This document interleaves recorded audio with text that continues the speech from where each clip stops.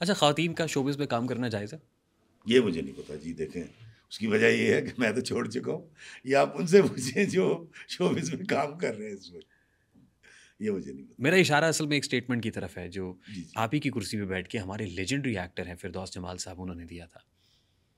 क्या-क्या? उन्होंने कहा कि रात गए, मेरी बहू वापस आई, तो मैंने पूछा कहाँ से आई? तो मुझे पता चला कि वो किसी ड्रामे के शूट से आई है। तो मैंने कहा कि क्या अब हम कंजर हो गए हैं कि ख़वातीन शोबिज़ में काम करेंगी? नहीं, ये तो कोई और बात है, आपने सवाल तो कुछ और किया है। सवाल मेरा यही था कि क्या जायज़ कह रहे हैं। ख़वातीन को शोबिज़ में काम करना चाहिए? आई मीन जस्टिफाइड है? नहीं, तो कर रही है सर, ये तो सवाल इसलिए नहीं बनता, देखें, हमारे यहाँ शोबिज़ के अंदर माशाल्लाह साल के मेरे ख़्याल सवा 200 250 ड्रामे हैं, 250 से भी ऊपर हैं, सीरियल 100 मिला के चल तो रहे हैं, तो ये सवाल तो बनता ही नहीं है, सब काम कर रहे हैं। नहीं, जो ख़वातीन काम कर रही हैं, वो किसी ख़ास बैकग्राउंड से होती हैं। मैं नासिर अदीब साहब के पास बैठा हुआ, तो उन्होंने कहा फ़लाँ जो है, वो रेड लाइट एरिया से हैं, फ़लाँ इस जगह से। ये जो ख़वातीन आती हैं, ये ख़ास बैकग्राउंड से आती हैं। ये कोई घरेलू ख़वातीन नहीं होती।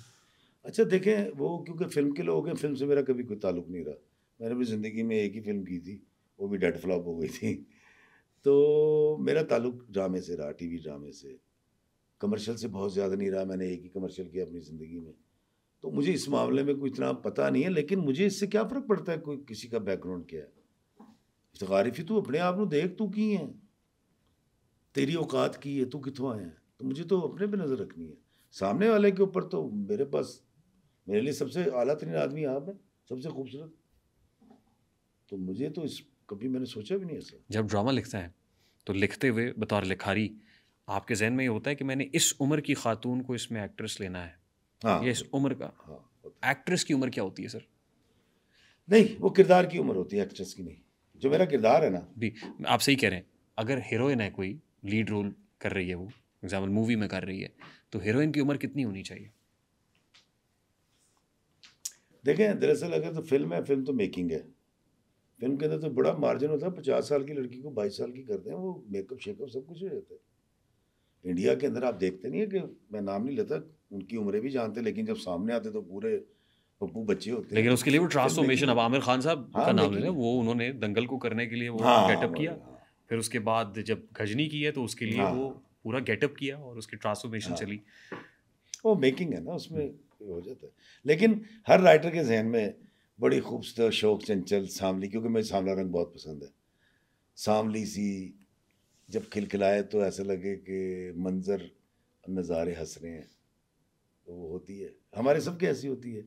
वो बकरी गाले से शूट हो गया ना, कहना अच्छा आप कर रही हैं, हुँ, अच्छा, अच्छा माशाल्लाह ठीक है। लेकिन एक राइटर की बात कर रहा हूँ, हुँ। राइटर के ज़हन में जो हीरोइन और हीरो होते हैं ना सर, वो यहाँ कहीं होते नहीं हैं। ये मैं आपको बता दूँ, मेरे तो नहीं होते। किसी आइडियली उम्र कितनी होनी चाहिए उसकी? एक हीरो की और एक हीरोइन की उम्र आइडियली कितनी होनी चाहिए? नहीं, नहीं, ये तो कहानी पे मैं आपको बता रहा हूँ, कहानी पे डिपेंड करता है ना। मेरे ज़हन में जो आइडिया है, वो क्या है? मैं जो लिख रहा हूँ, वो 14 साल की लड़की है, 18 की है, 25 की है। मेरे ज़हन में कई आइडियाज़ ऐसे आते हैं जिसके अंदर 45 साल की औरत हीरोइन है। हुँ। तो ये तो मायरा खान अभी हीरोइन आती हैं, तो लोगों को एतराज़ है उसके ऊपर कि मायरा खान हीरोइन क्यों है? इस उम्र में हीरोइन नहीं, नहीं होना चाहिए। देखें देखें मैं आपको बताता हूँ। या हुमायूँ सईद को इस उम्र में हीरो नहीं होना नहीं, चाहिए। नहीं, मैं आपको देखें एक बात बताता हूँ। मैंने वो सारा प्रोग्राम देखा। फिरदौस जमाल हमारे मुल्क का एक सरमाया है। वो बहुत बड़े अदाकार हैं। मैं ये नहीं कह रहा हूँ कि उनकी स्टेटमेंट ठीक है या गलत है, लेकिन एक बात बता दूँ, अगर फिरदौस जमाल शोबिज़ के अंदर स्टेटमेंट नहीं दे सकता इनके हवाले से, तो कोई भी नहीं दे सकता। ठीक। तो मुझे बजाय इसके कि उनकी किसी बात को हँसते हुए, चटखारे लेके और उसकी ऑपरेशन करना, नहीं, नहीं, नहीं, कतई नहीं।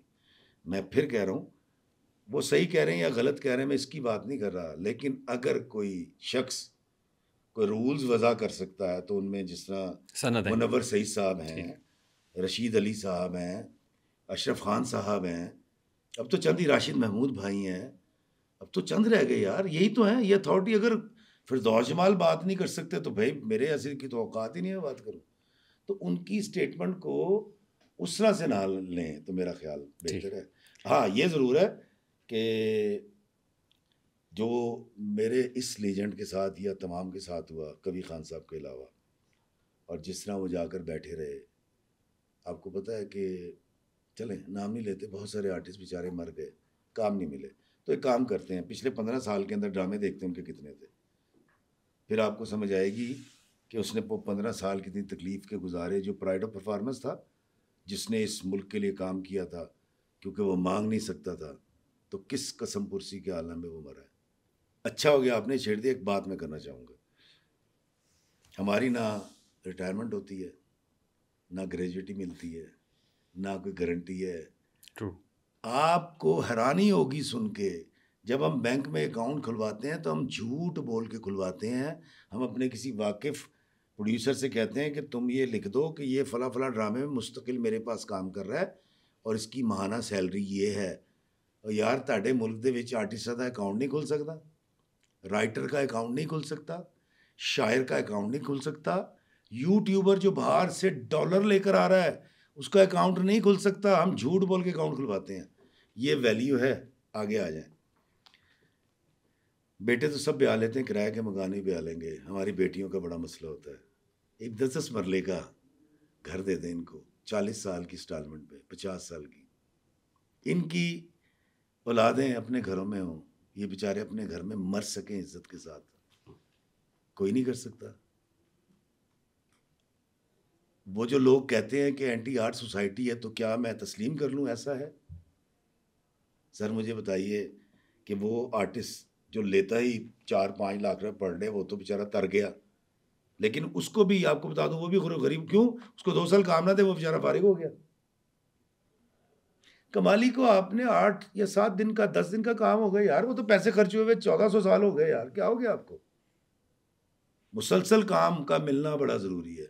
हम ये तो देख लेते हैं यार, ओहो फलां क्या बात है, लेकिन आप ये भी तो देखें उसको काम कब मिला था। मुझे अभी किसी ने कहा जी वो इन्ने 1000 रुपए मिलने ने। मैं कहा बेटा तू ले लै। मैंने कहा तुसी, मैं कहा बेटा मैं भुखा मर जाऊंगा, मैं नहीं लवांगा। क्यों? 4 से 4.5 लाख रुपए मेरे घर का खर्चा है महीने का। पहले देख तो लो हम कमाते कितना है यार। और जब हम कमाते हैं हमारे साथ कितनी सारी जिम्मेदारियां जुड़ी हुई हैं। किसी की फ़ीस है, किसी की सेमेस्टर की फ़ीस है, किसी की बेटी की शादी है, किसी बेवा। मतलब आप देखें तो सही आर्टिस्ट किस किस के साथ क्या क्या सलूक करते हैं। लोग हमसे तवक्को रखते हैं। तो आप मदद करें जी। 35,000 रुपये या 50,000 यार 50,000 में तो मेरा छोटा मूसा पड़ता है महीने में। उसकी कॉलेज की फ़ीस और उसकी सिर्फ खाना और उसके यूनिफॉर्म डालो तो 50,000 महीना तो वो पड़ जाता है। तो अगर आप किसी आर्टिस्ट की मदद कर रहे हैं तो पहले ये जान लें कि इनके घर के अखराजात क्या हैं। और खुदारा कुछ मत करें इनको यार। एक 10 मरले का घर 4 बड़े शहरों में, 4-5 बड़े शहर, कोयटा है, पेशावर है, इस्लामाबाद है, कराची है, लाहौर है। यार इनको वहाँ, मैं हुकूमत से दरख्वास्त करता हूँ 10-10 मरले के घर तैयार करके ना इनको दे दें। 40-50-60 हज़ार रुपये महीना इनसे लेते रहे। ये मर भी जाएंगे तो इनके बच्चे देते रहेंगे। अब लिख ला लें, 50 साल नहीं बेच सकते, कुछ कर लें। इनके लिए ऊपर रहम कर दें कि किराए के ऊपर। अब मुझे बताएं, पहली दफ़ा पाकिस्तान में हुआ है। पूरी दुनिया में जब आप घर लेते हैं ना तो उसका 10 से 15% यूटिलिटी बिल होता है। सर मेरे घर का बिल एक, मतलब एक एसी 2 टन का, एक 25, एक 22, एक 19 से नीचे बिल ही नहीं आया पिछले साल। तो मेरे तो वालिदैन भी मेरे साथ हैं यार। हम जितनी तकलीफ़ें उठाते हैं, जितनी जिम्मेदारियां पूरी करते हैं, उसमें बहैसियत आर्टिस्ट आप मेरे लिए क्या कर सकते हैं? इतना नहीं कर सकते आप।